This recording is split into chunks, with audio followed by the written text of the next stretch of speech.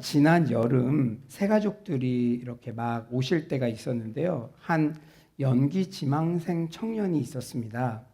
자연스럽게 예배를 끝나고 식사 교제를 하는데 마침 ROTC 후배라 접촉점이 생겨 이런저런 얘기를 나누며 그 친구의 미래의 진로 고민에 대한 기도 제목을 듣게 되었습니다.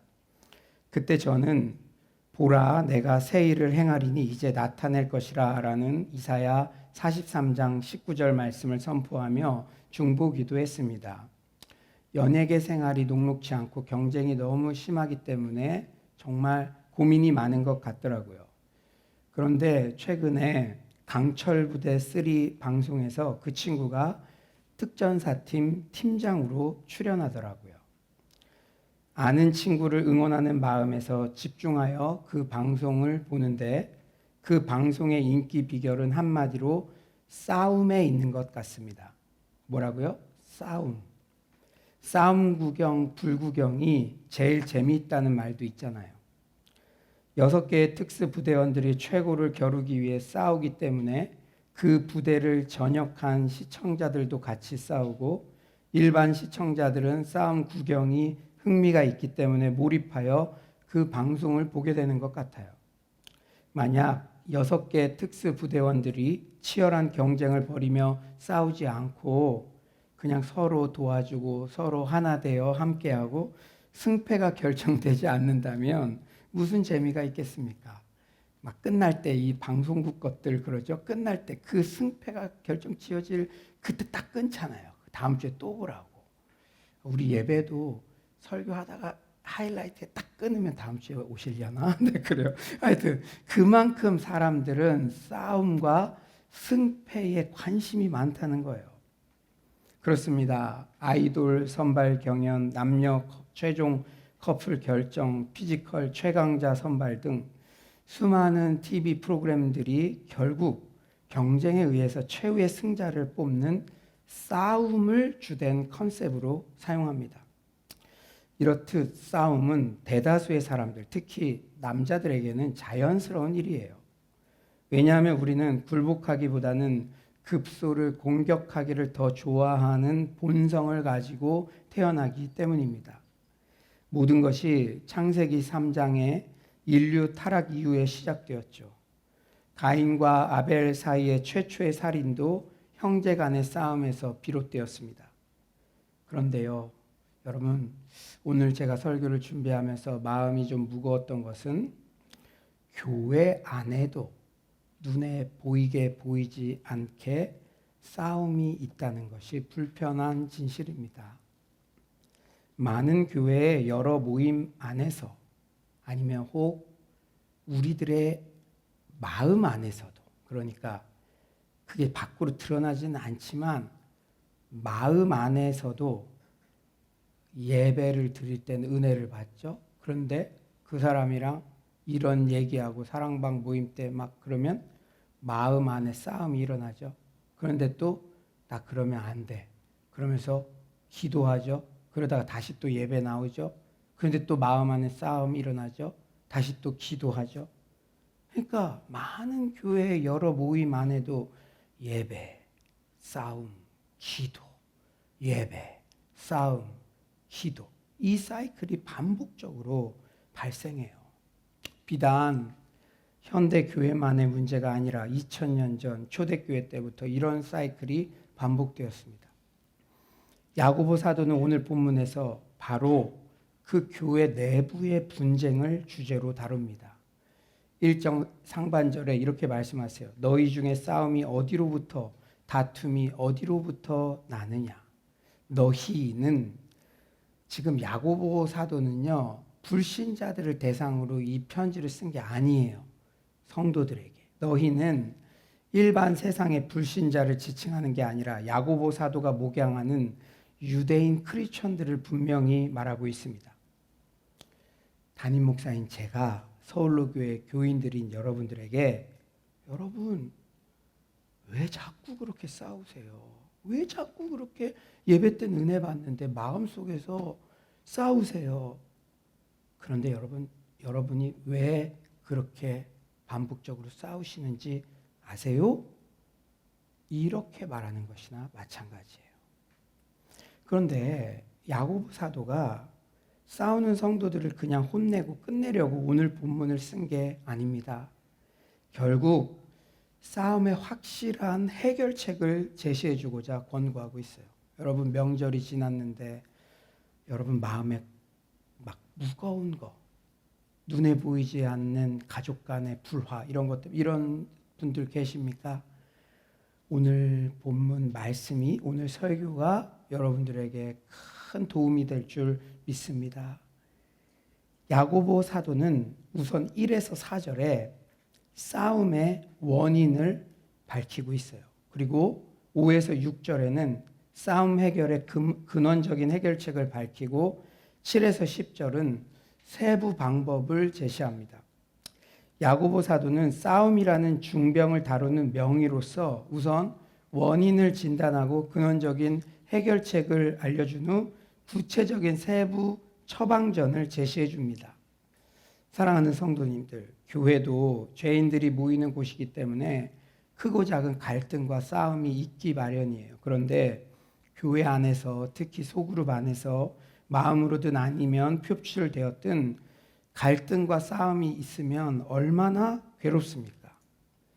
오늘 예배 시간을 통해 다툼과 싸움의 확실한 해결책을 처방받게 되는 은혜가 있기를 소망합니다.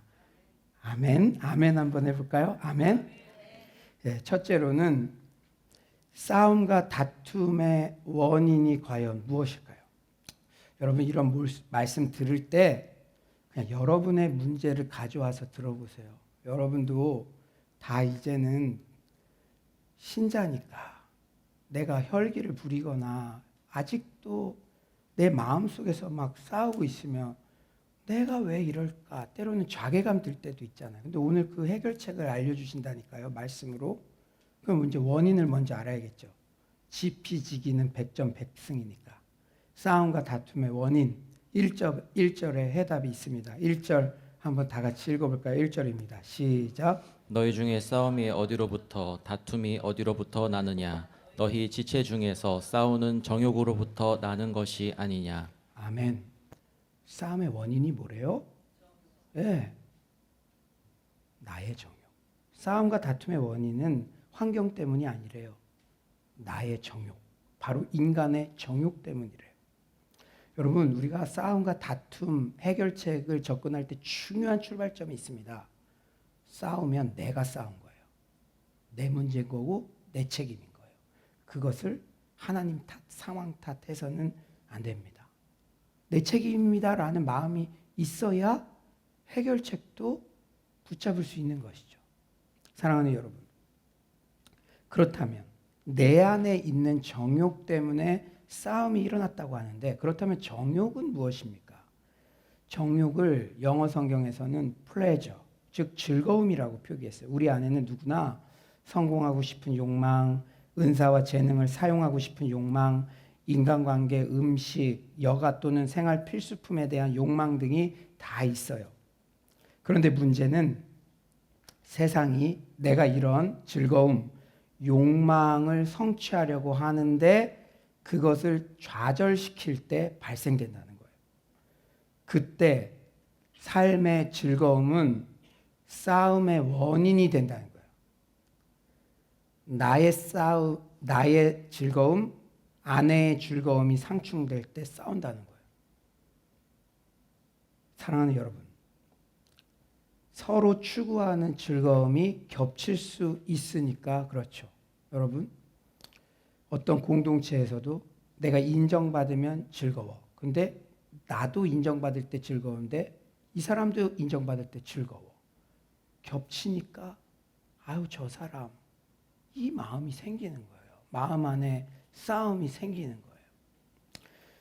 무언가가 우리의 즐거움을 채우는 것을 방해할 때 우리는 원하는 것을 얻을 때까지 싸우려고 합니다. 저는요, 예비군 훈련 가서 아주 재미있는 광경을 목격했어요. 이 의사 아저씨들이, 그 전문 직종 아저씨들이 초코파이 가지고 싸우더라고요. 쉬는 시간에 주는 초코파이 가지고. 쉬는 시간에 왜 너가 2개나 받아서 나는 못 먹겠냐며 그 점잖해 보이시는 의사 선생님들이 서로 싸우더라고요. 내가 초코파이로 얻게 될 즐거움이 2개를 먹어버린 타인에 의해 방해되었다고 생각하니 싸움이 일어난 겁니다. 세상에서 막 이렇게 전문 직종이라고 뭐 남부러울 것 없이 보여지는 그런 사람들, 또 의사 선생님들도 군복 입혀놓고 무리로 모으니 본성에 충실하게 되고 춥고 배고프고 졸리는 건 마찬가지구나. 제가 그때 그거 보면서 생각했습니다. 이렇게 즐거움과 즐거움이 겹치면 싸우게 되어 있어요. 세상의 모든 사람들이 각자 추구하는 즐거움들이 모두들 만족스럽게 채워지면 문제가 없는데 구하여도 채워지지 않으면 그때부터 문제가 복잡해집니다. 여러분들 인정의 즐거움 있나요? 인정받을 때 즐겁나요? 근데 그게 다 채워지면 문제 안 생겨요. 그런데 내가 노력해봐도 구해도 채워지지 않으면, 옆 사람은 채워지는 것 같으면 질투가 생기고 싸움이 일어나는 거예요.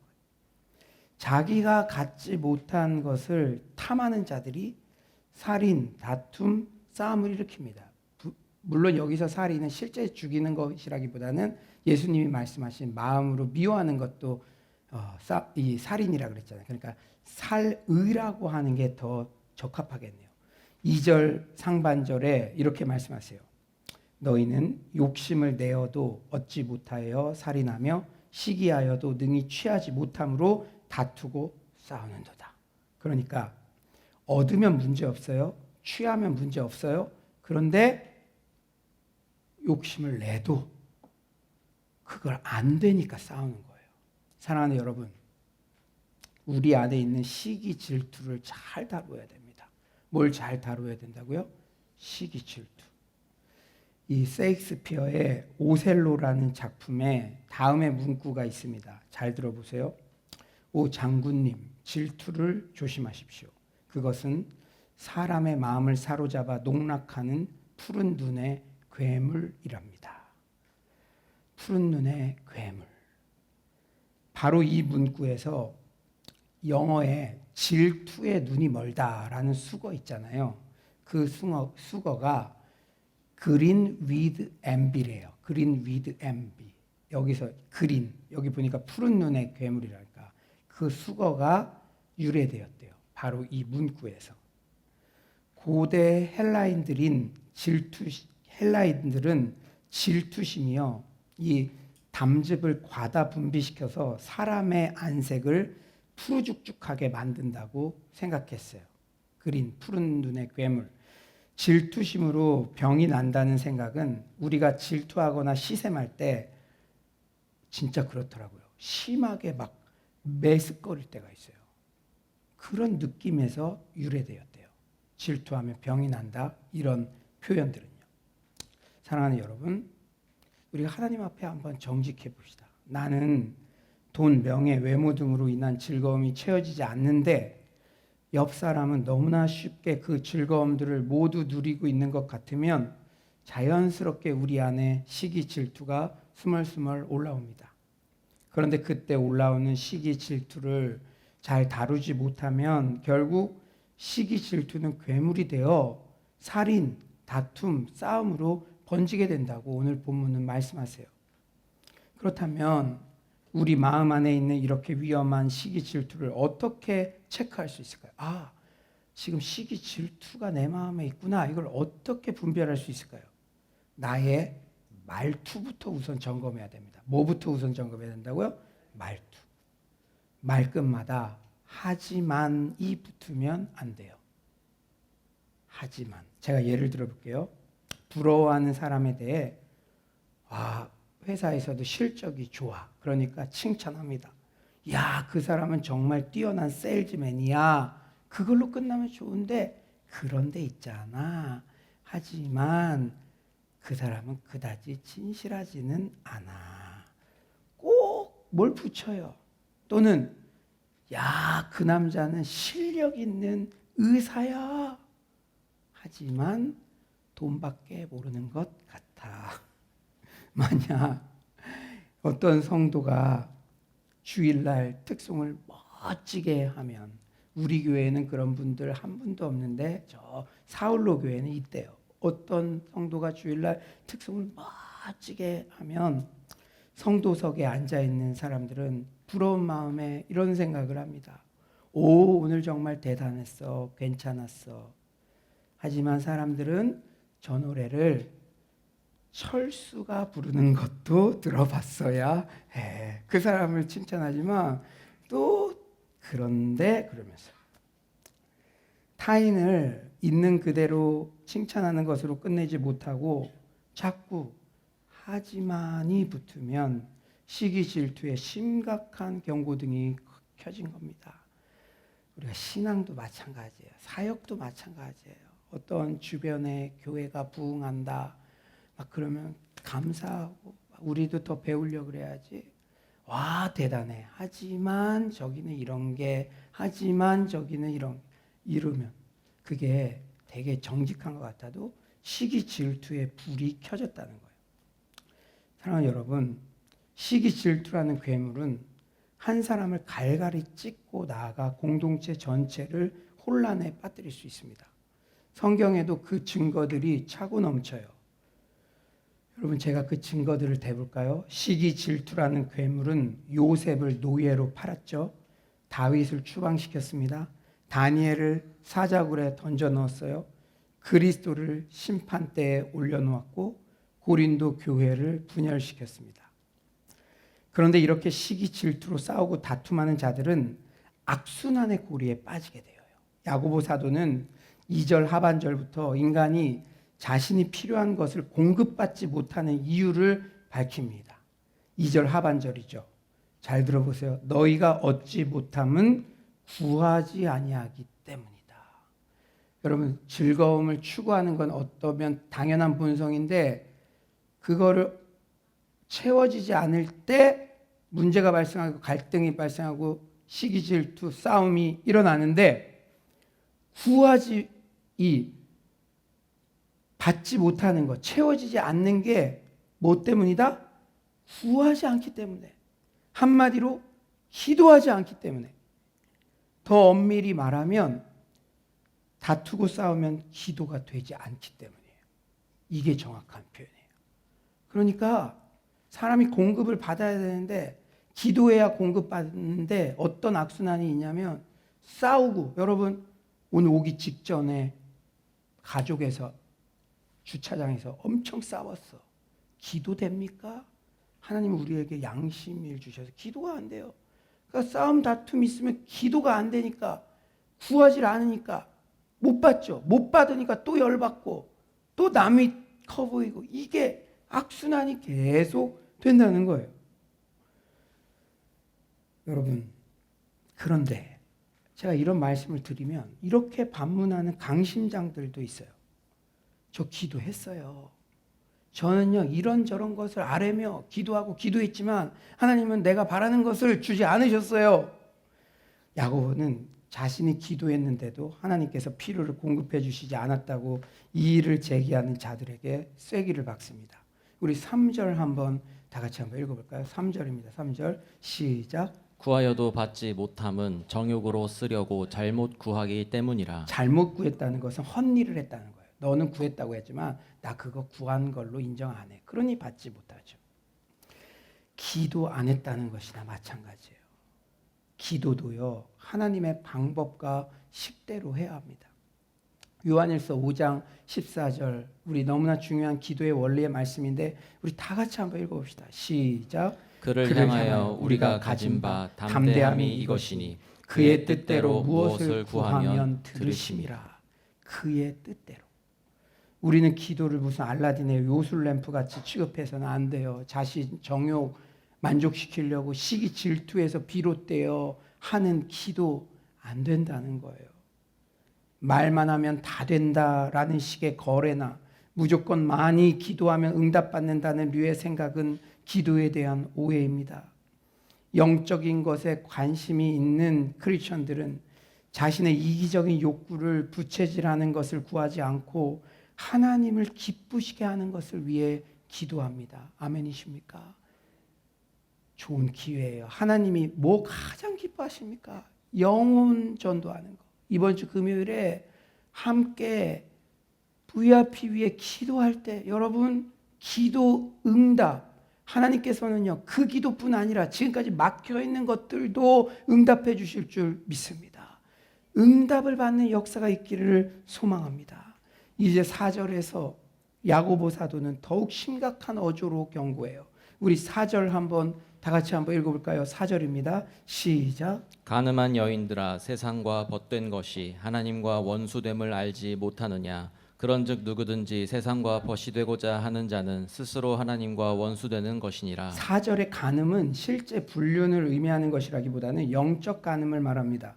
하나님을 믿는다고 하면서도 세상의 방법, 질서대로 그냥 생각 없이 살아가는 것이죠. 심각한 것은 이렇게 세상 조류에 그냥 휩쓸려 살아가면 결국 하나님과 원수가 된다는 거예요. 여러분, 이 4절까지의 내용 제가 요약하면 다음과 같아요. 그러니까 싸움과 다툼의 원인이 무엇이냐? 그 프로세스를 요약하면 다음과 같아요.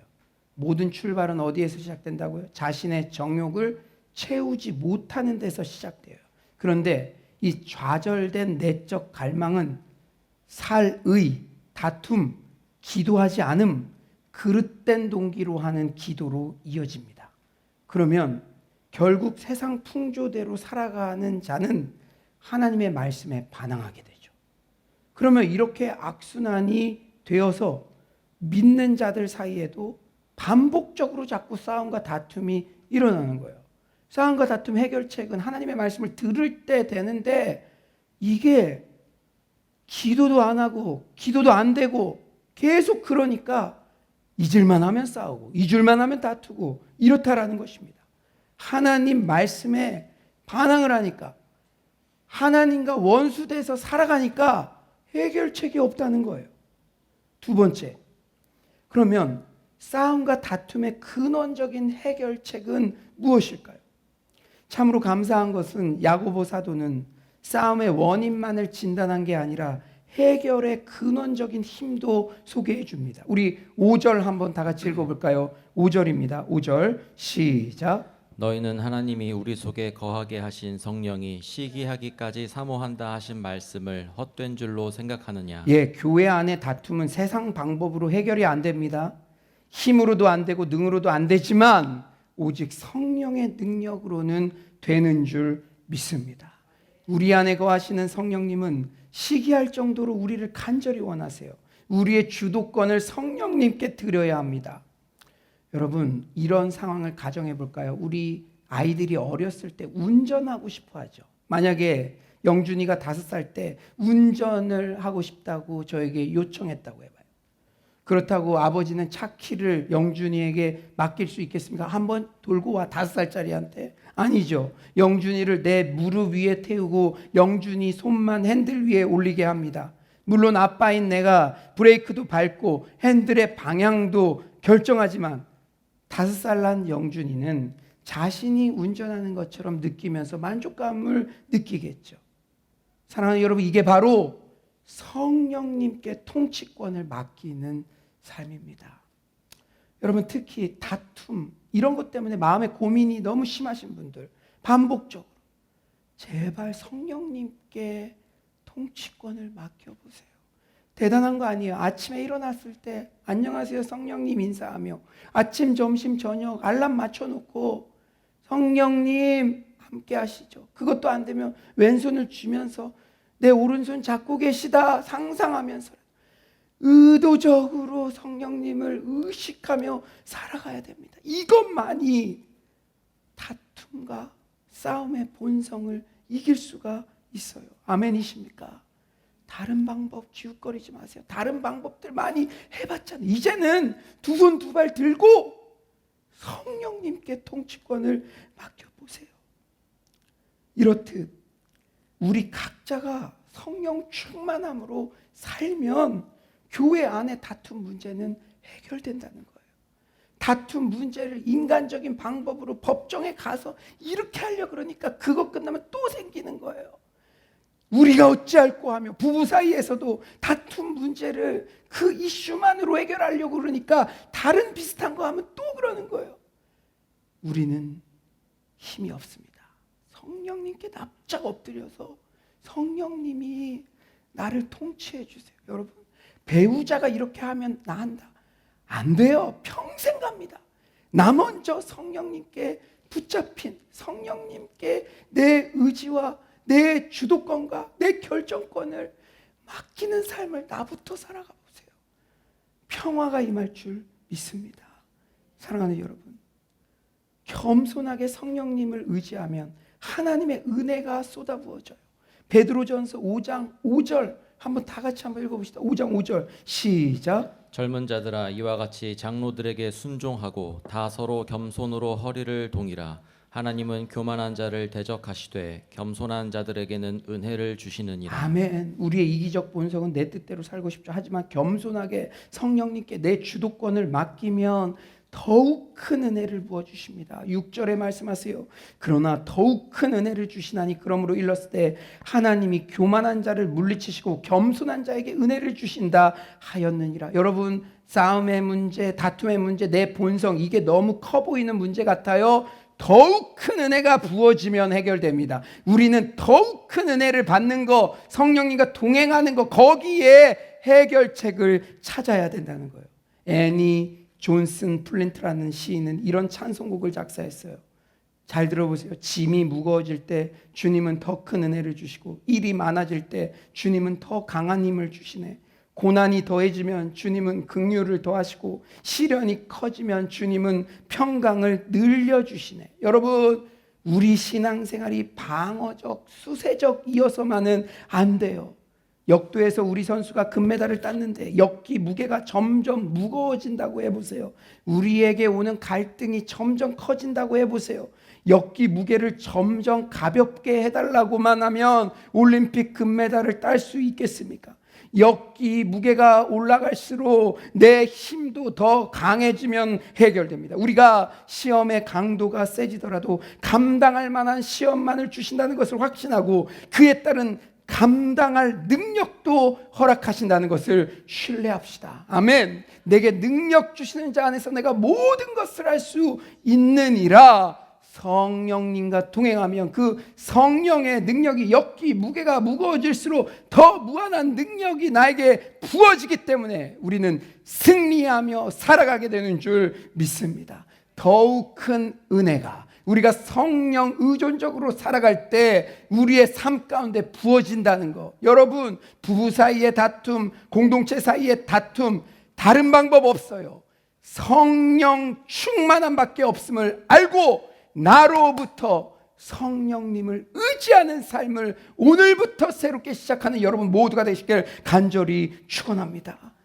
우리는 이상해서 우리가 걸핏하며 싸우는 원인은 좌절된 정욕의 추구이며 그에 대한 처방은 하나님의 은혜의 성령임을 살펴보았어요. 그렇다면 마지막으로 우리의 삶에 적용할 수 있는 구체적인 치유책은 무엇일까요? 우리 수준에 맞게 구체적인 방법도 처방전도 우리에게 알려주고 있어요. 첫 번째는 하나님의 말씀에 복종해야 합니다. 하나님의 말씀에 어떻게 해야 된다고요? 복종. 여러분, 싸움, 다툼 없어지기를 원해요. 원함과 성경에서 말하는 방법과 격차가 크면 계속 반복되는 거예요. 이게 없어지기를 원한다면 어떻게 살아야 된다고요? 하나님의 말씀에 제발 순종, 복종.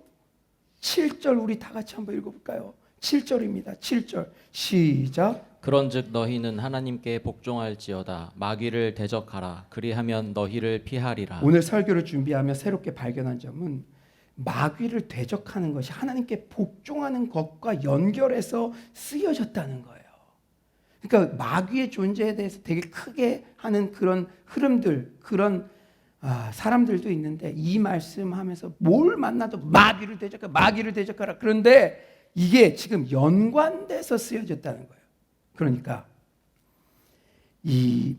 우리가 흔히 7절 하반절 마귀를 대적하라 그리하면 너희를 피하리라라는 부분을 따로 떼어내서 우리가 적극적으로 마귀를 대적해야 된다. 그러면 마귀가 피한다. 이런 류의 적용을 하며 마귀 대적 기도문을 알려주기도 하죠. 그런데 7절 전체적으로 볼 때 마귀를 대적하라는 말씀은 교만을 물리치라는 의미입니다.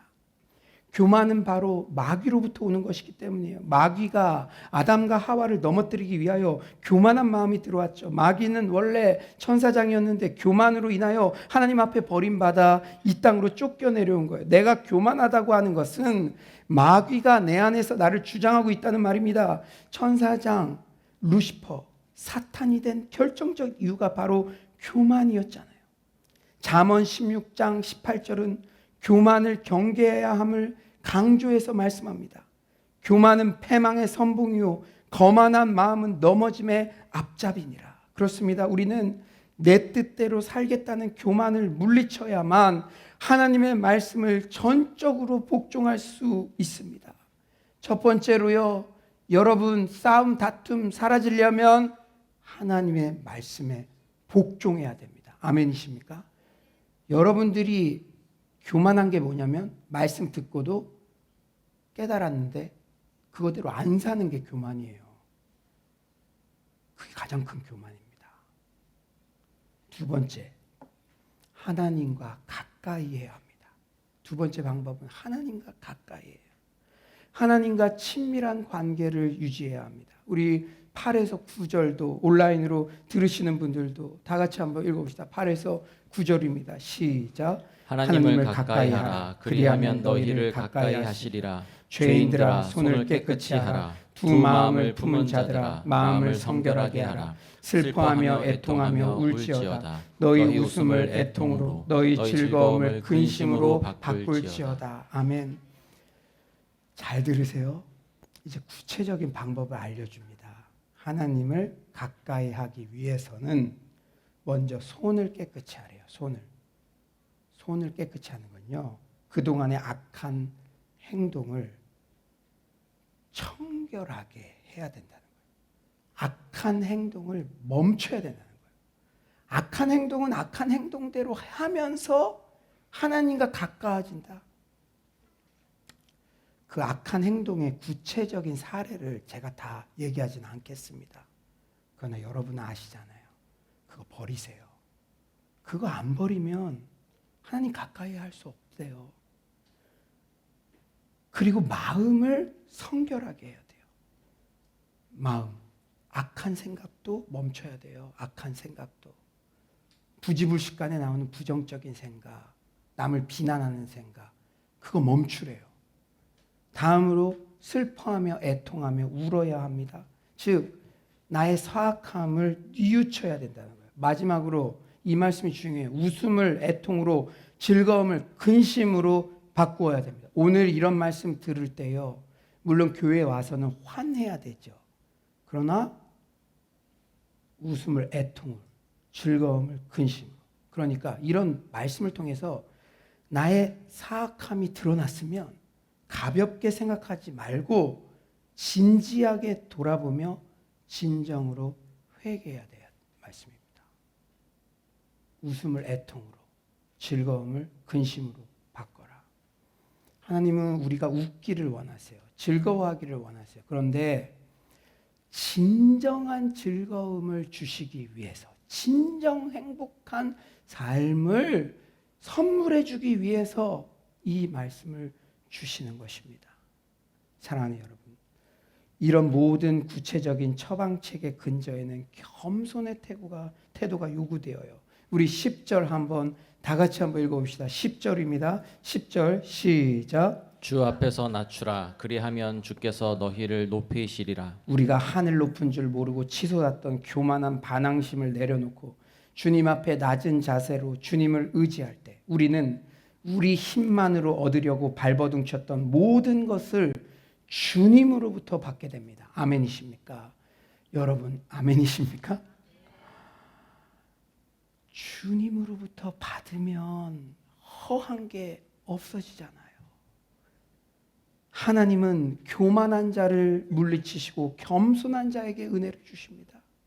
어거스틴은 제자들에게 겸손을 강조했어요. 선생님, 잘 믿는 비결이 무엇입니까? 훌륭한 크리스천이 되는 길이 무엇입니까? 제자가 물으니 겸손입니다 라고 대답했어요. 그랬더니 제자들이 그럼 둘째 요소는 무엇입니까? 그것 역시 겸손입니다. 대답했어요. 마지막으로 제자들이 잘 믿는 길 셋째는 무엇입니까? 어거스틴, 셋째도 역시 겸손입니다.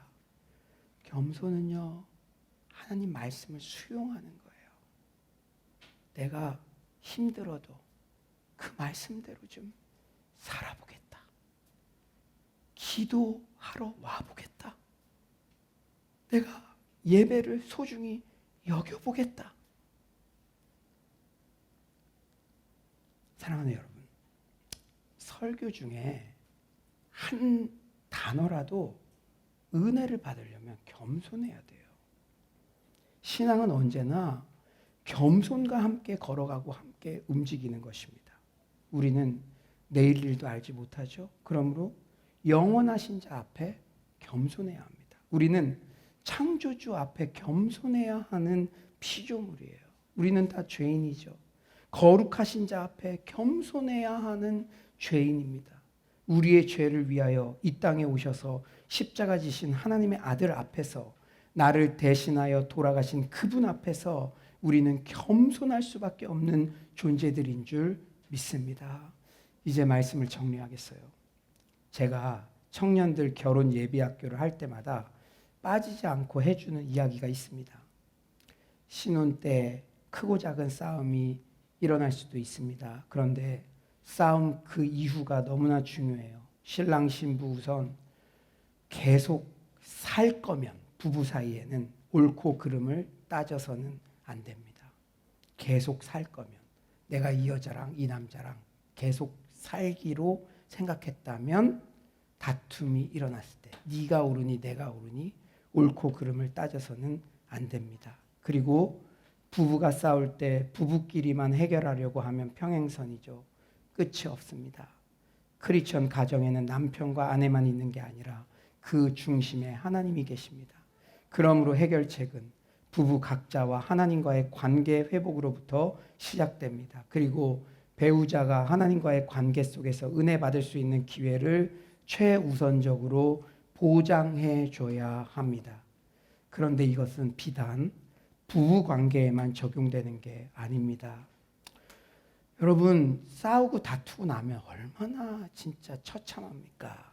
자녀에게도 막 혈기를 부리고 또 교회 안에서도 마음으로라도 사람들을 미워하면 얼마나 내 자신이 초라하게 느껴집니까? 모든 싸움과 다툼에 있어 해결책은 성도 개개인이 먼저 하나님과의 바른 관계가 정립되는 것이 핵심입니다.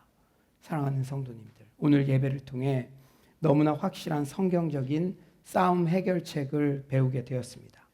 크고 작은 싸움이 있을 때 우선 모든 싸움의 원인을 나로부터 책임지는 자세를 견지하십시오. 나의 좌절된 정욕 때문임을 인정하시기 바랍니다. 그리고 근원적인 해결책은 오직 성령 충만밖에 없음을 잊지 맙시다. 그러기 위해 우리의 일상의 삶 속에서도 매사에 교만을 버리고 항상 하나님의 말씀을 복종하며 하나님을 가까이 하는 서울로의 모든 성도님들 되시기를 간절히 축원합니다.